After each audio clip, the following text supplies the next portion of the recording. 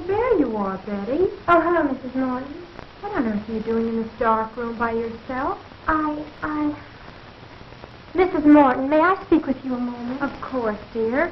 But why aren't you with the others in the laboratory? That place frightens me. Oh, it's not that bad. Although I admit it's a bit gloomy. And that horrible mechanical man. I can't stand to look at it any longer. You're overwrought, Betty, dear. There's nothing horrible about a mechanical man. Frank has been working on it for 2 years now. And Jim has been helping him for a year. I know, Mrs. Morton. And I don't approve of James going any further with this experience. But why, dear? Oh, I know it's silly of me to feel this way. But not everything looks so weird. Haven't you ever thought that something is going to happen to you? Something you know is going to be terrible? And yet you can't explain what that something is. Are my family still around? I don't know. But somehow I have a feeling I'll never manage it. Why, Betty, I've never heard you talk this way all the time I've known you. Is the wedding day set for tomorrow? Yes, but... Oh, Mrs. Morton, you don't suppose anything has happened to James, do you? I mean, could anything possibly go wrong with the experiment tonight? Of course not, dear. What are you saying? I don't know. I just can't stand to have a mechanical man look. I have a feeling it has its blood. What's absurd? It's just a girl that knows fool. There's no power to fake what's thought. I could swear I've seen it look at me with feeling and stuff. Almost as if it was sneering. That's it. It's kind of well, I'll go back and have a look at your room. Yes, thank you. What's the matter, child? You're trembling. Oh, I'm sorry. I'll be all right. Honestly, I will. You go on back, and I'll be back shortly.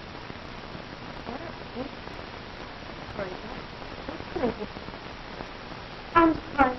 Morton. I'll be my brother. You go on. That's it. Are you glad? Oh, Jim, what am I going to do? What am I going to do?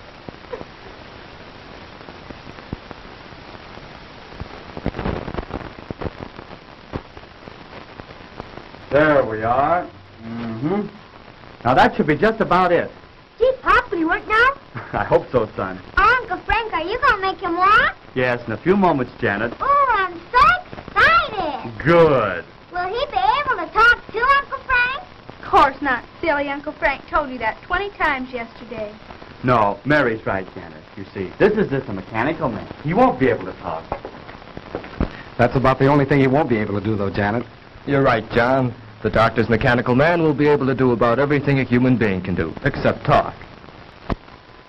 How do you feel now that your work is about completed, Frank? Wonderful, Jane. And I want to thank all of you for standing by me. You've all been a great help. And without you, I don't know what I'd have done. Well, it isn't every day that one has a distinguished brother who invents a mechanical man.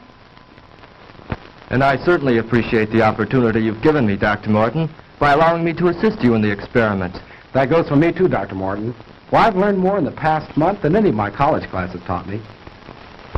You're all very kind, but our work isn't finished yet. We still have a few more things to do, and then we'll all know whether our time has been wasted or not. I'm afraid Betty doesn't share our enthusiasm for the mechanical man, Doctor. Yeah, and she was crying when she left. How do you know? I saw her and she had her handkerchief up to her eyes. Crying? No, what on earth for? The girls are right, Dr. Morton. My sister seems to feel there's something wrong in what we're doing. But that's foolish. There's nothing to be afraid of. I know, Dr. Morton, but Betty is a very sensitive girl. She feels that we're exceeding our limits. I'm sure she'll feel differently when she sees the results. Perhaps I'd better go to her. No, James. I know my sister pretty well. It'd be better to leave her alone for the time being. When are you going to time out, Pop? Patience, son. Patience. Now, so hand me that iron, John. This one? Right.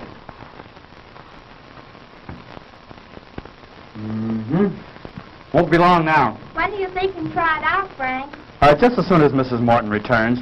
By the way, James, where's Betty? She went upstairs a few minutes ago, Dr. Morton. Said she had a headache. Gosh, she's going to miss all the excitement. Well, when we're ready, you can go get her, Barry. You bet I will, Pop.